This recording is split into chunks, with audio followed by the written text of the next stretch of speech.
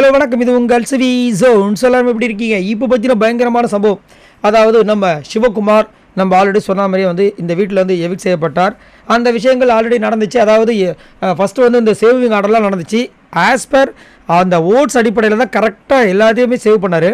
கடைசியாக இருந்த 4 பேருமே கரெக்டாக இருந்தாங்க. அந்த 4 பேருக்குமே வந்துட்டு நம்ம ப்ரொமோவில் பார்த்த மாதிரியே வந்துட்டு Vijay Sethupathi Bigg Boss announce பண்ணுவார், நீங்கள் அங்கே ஆக்டிவிட்டி ஏரியாவுக்கு போங்கன்னு சொல்லும்போது அங்கே உள்ளே போகிறாங்க. அங்கே பால் பெட் இருக்குது.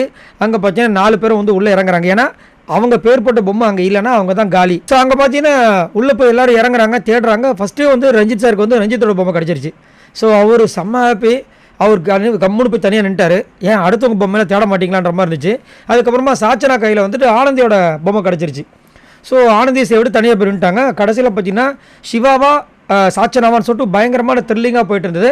நம்மளுக்கு என்ன தான் வந்துட்டு அப்டேட் கிடைச்சாலும் அங்கே என்ன நடக்க போகுது தெரியல. ஏன்னா நிறைய பேருக்கு வந்து சாச்சனா வெளியே போகணும் அப்படின்ற ஒரு விஷயம் இருந்ததுனால அங்கே என்ன நடக்க போகுதுன்னு ஒரு பதவிப்பான விஷயம் இருந்துச்சு. பட் கடைசியில் வந்துட்டு சிவா தான் வந்துட்டு சாச்சனாவோட பொம்மை எடுத்து கையில் கொடுத்துட்டு அப்படியே போனார். இன்ஃபேக்ட் அங்கேயே பிக் பாஸ் வந்து சொல்லிட்டாரு, நீங்கள் தான் வந்துட்டு இந்த பிக் பாஸ் விட்டுட்டு போகிறீங்கன்னு. அந்த ஹாலுக்கு வராங்க. வந்து எல்லாருமே என்னென்ன சொல்கிறாங்கன்னா, ரஞ்சித் சார் தானே போகிறாருன்னு கேட்குறாங்க. ஏன்னா அவங்க மைண்டில் வந்துருச்சு ரஞ்சித் சார் தான் எவிட் ஆக போகிறாருன்னு. நம்மளுக்கு அப்படி தான் தோண்டிட்டு இருந்தது. நம்மளுக்கு அந்த மாதிரி தான் நியூஸும் வந்துச்சு. பட் கடைசி நேரத்தில் டபால்னு எல்லாத்தையும் மாற்றி இந்த மாதிரி பண்ணி வச்சுருக்காங்க.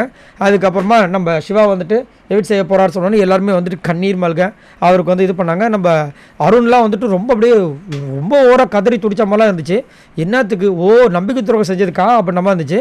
அதுக்கப்புறம் நம்ம சிவா வந்துட்டு அந்த வழக்கம் போல் இருக்கிற ஃபார்மாலிட்டிஸு அப்புறம் அந்த ஃப்ரேமு இதெல்லாம் கொடுத்து அனுப்பிச்சி வச்சாங்க. ஸோ உங்களோட கருத்தை சொல்லுங்கள். இந்த பிக் பாஸ் விட்டு நம்ம சிவகுமார் போயிட்டாரு. அதே மாதிரி சிவகுமார் கையில் சாச்சனா பொம்மைக்கு பதில் சிவகுமார் பொம்மை கிடச்சிருந்தா எப்படி வந்து லாஸ் தரணும், அதை பற்றி நீங்கள் கமெண்ட்ஸ் பண்ணுங்கள். பாய் நண்பர்களாம்.